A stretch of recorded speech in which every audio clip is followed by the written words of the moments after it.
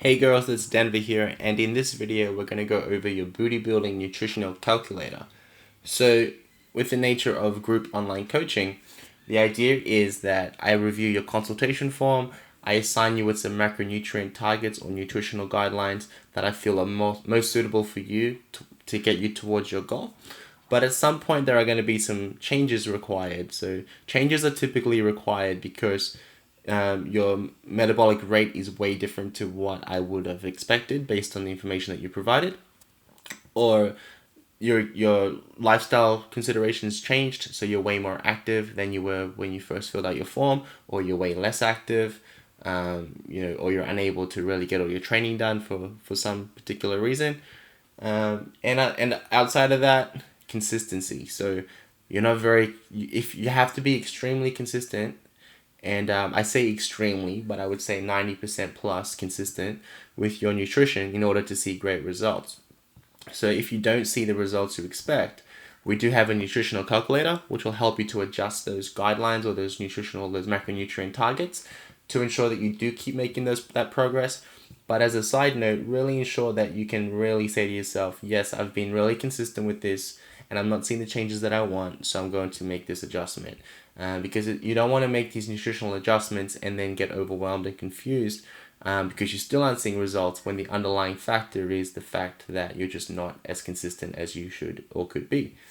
But anyways, so basically in my more traditional form of online coaching, it's a one-on-one service, and my clients will fill out a consultation form and I'll review their information, provide some starting macronutrient targets, but also give them a set meal plan based on foods that they prefer, just to get them really started straight away and set in the right direction. And then I'll start to trend them towards tracking these macros and stuff. So they email me once per week, and I review their form and I make sure that things are progressing in the right way. And I look at making adjustments to their training or their macronutrient targets based on progress. But more than anything, like I mentioned, I look at how consistent they were and look at improving their behavior and habits and stuff to ensure that they are consistent. So if you're someone who struggles with consistency, really utilize the Facebook group to communicate and gain some support through the other members as well as myself, and that'll really help you to ensure that you keep on track. But anyway, let's get into this booty building nutritional calculator. So the way that it works, there's 5 different tables, and the first one, which is the main one, your goal is to build a booty. So essentially your goal is to add more lean tissue to your body. And when you add lean tissue to your body, or lean weight, or muscle I should say, if you do that too rapidly, you are going to put on some body fat. Or basically anytime you grow, you are putting on body fat, but the goal is to build more muscle than body fat, so you don't even notice any body fat gain. If you were to eat way too much consistently, you'd put on weight, and if it's too rapid, most of that weight's going to be body fat gain. Some of that's going to be muscle. Our goal in the booty building group is to build as much muscle as we can without putting on that body weight, the body fat, sorry. So we want to be quite progressive with this. We don't want to just go like, okay, you're eating this much, let's double it and just get massive, bulking, stuff like that. That's not really the idea. The goal is to, it's called recomposition, where you try to build more muscle and keep body fat to a minimum, and potentially even drop it if possible in the process through weight training and consistency and nutritional consistency. But anyway, so I'm going to give you your macronutrient targets, and you're going to follow them for 2 weeks. If after 2 weeks you aren't seeing the progress that you want to see, or you want to make some changes to your diet, then this is where you come to make those changes. So the first consideration we look at is you're gaining too slow. So you're just maintaining weight or you're losing weight, and you're not improving visually. You want to look a little bit fuller. You don't want to be losing weight. You want to be gaining weight. What we do is we put in your starting macros in the gray column right here. So I'm just going to put in that I gave you 200 grams of carbs, and I gave you 135 grams of protein, and I gave you 65 grams of fat. If you put all those numbers in, it's going to equate the total calories that you're currently consuming, and it's going to give you some increase models to ensure that you keep progressing. So these increase models should be followed for a minimum of 2 weeks per block before considering moving forwards into the next phase. So let's say that you're on your current macros and it's been 2 weeks and you want to see a little bit faster gains, you might be a little bit comfortable with, putting on a little bit more body fat because you really want to see your booty grow and everything else build up with it. So you can go straight to increase number 1, which is going to increase your carbohydrate, and it's also going to increase your fat, which is going to increase your calorie intake.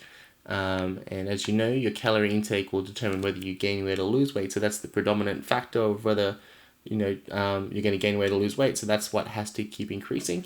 And then carbohydrate and fat, and your protein goes up a little bit also. That's just going to ensure that the calories are spread out in a balanced and effective way. So 2 weeks later, you're not seeing the results you want to see anymore, you can bump that up, which is going to add more calories, and it's going to flow through over 6 changes, and then at the end I've put in a limit. So you don't really want to go over that limit in most cases, just because you're going to see fat gain. And that's a very generalized statement because some people are extremely active and require more food, but that's just a safe way to ensure that you're effective, but you don't end up putting on a ton of weight that you have to then get rid of. So that's gaining too slow. Then we've got gaining too fast. So you don't want to gain weight as fast. You find that you're gaining weight more rapidly or faster than you'd like to, and you want to slow things down a bit. So we put in your macros right here, 200, 135, and 65, which is calories, 1925. And then you've got a decrease option, which will pull you back down to 1795, or a number 2 option, which will bring you back to 1683.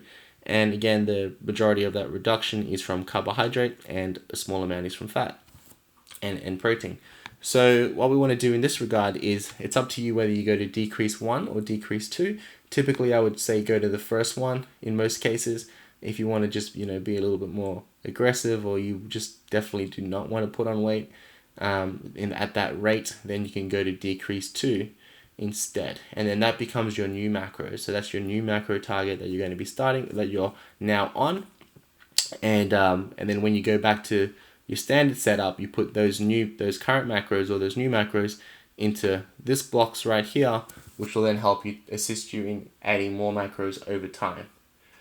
So just to show you that, what I mean by that is, you started at these macros, you decided that, hey, this is too much, I'm going to decrease to number 2. 145, 139, and 61 are the macros that I prefer to follow. So I'm going to go to 145, 139, and 61 as my macros, which changes it to those calories right there.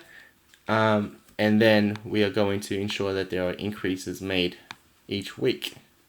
And that's a really good way to ensure that you keep progressing, but it's not too excessive. You'll see over here that this column says 1685 calories. This column here says 1683 calories, which is a bit off, and you're wondering why, because these macros here are the same as these macros here. And the reason for that, it's a 2-calorie difference, which is negligible. It means nothing. And that's just because it rounds off the decimal points that I haven't included. So there's a slight variance in the calculations here. Very much the same number though, so it's perfectly fine.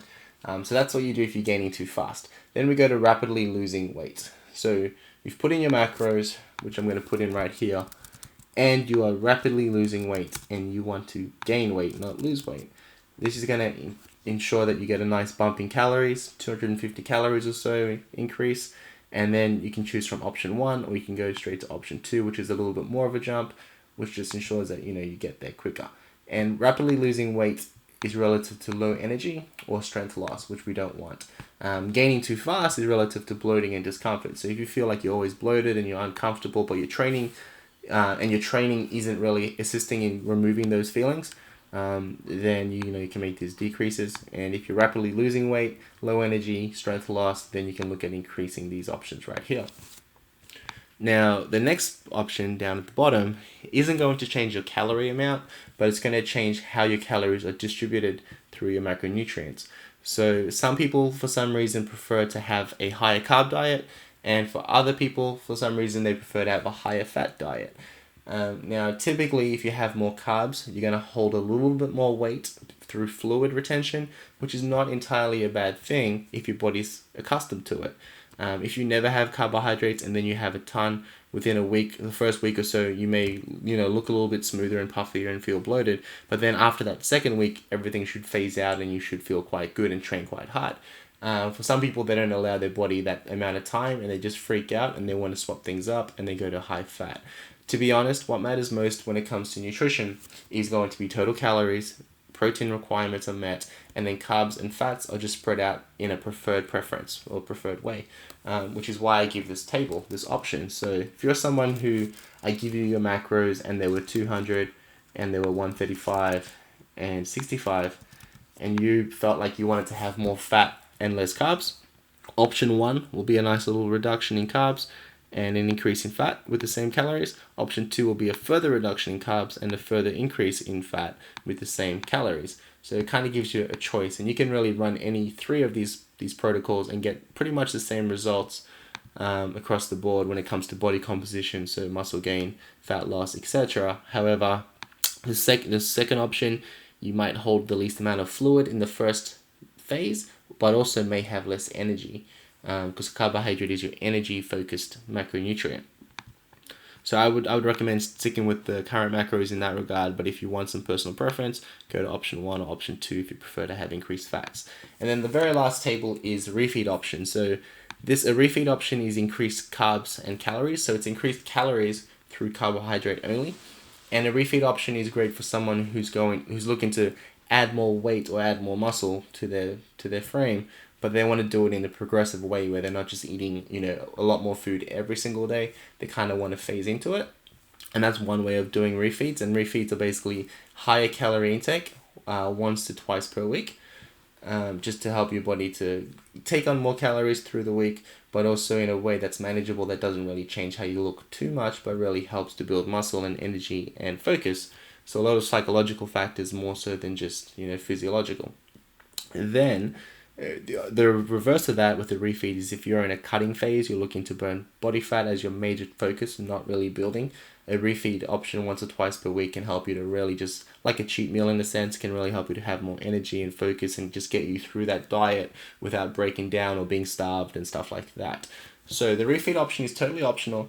You might be on your current macros, which are 200, 135, and 65 in the example, which would be up here, and would be here and here if we didn't make any changes previously. So you can put your current macros in 200, 135, and 65. So you can be on them and feel like, yep, you're doing well, but you want to increase things a little bit more. You don't want to go to your increase 1 and have 1800 calories every day, but you do want to have a slight bump once per week, or maybe you want to have 2 bumps per week, and you can do that by having a refeed day. So then your current macros are, what they are right there. And I'm just going to adjust this quickly so this makes total sense, so there's no confusion at all. Put this back to where it should be. Cool. So 1925 is your current calories. You don't want to go to 2070 every single day yet. You just feel like it might be too much for you for some reason, psychologically. So instead, you just do a medium day once per week where you're doing 1925 6 days a week, and then you're doing 2,235 calories 1 day per week. And you progress with that and things feel good, and then you decide after a couple of weeks, okay, I don't need this refeed anymore. I'm just going to go straight up to increase number 1 and just have 2,000 every day, and that feels great. Another alternative is to do your current macros 5 days per week, then 1 day per week you do your medium day, 1 day per week you do your high day. And that's just another way. It's basically carb cycling, so it's just a way to increase more calories and carbs on specific days, just to make your body work a bit harder, but also to really push for like muscle gain and more calories, because calories are going to determine whether you gain weight or lose weight. Now, a really smart way to do this when it comes to booty building is to have your medium day and or your high day on the day that you train glutes, so the day that you do your squats and your deadlifts and your hip thrusts and things like that, which is just going to help to nutritional periodization, so you're just having sufficient nutrients on the days that you really want to focus on adding more tissue, more muscle to your frame, and really, ensure that you're getting the most out of your nutrition. So that is essentially the nutritional calculator. Hopefully that covered everything that you have thought about. And if you have any questions, feel free to ask in the Facebook group. Thanks, girls.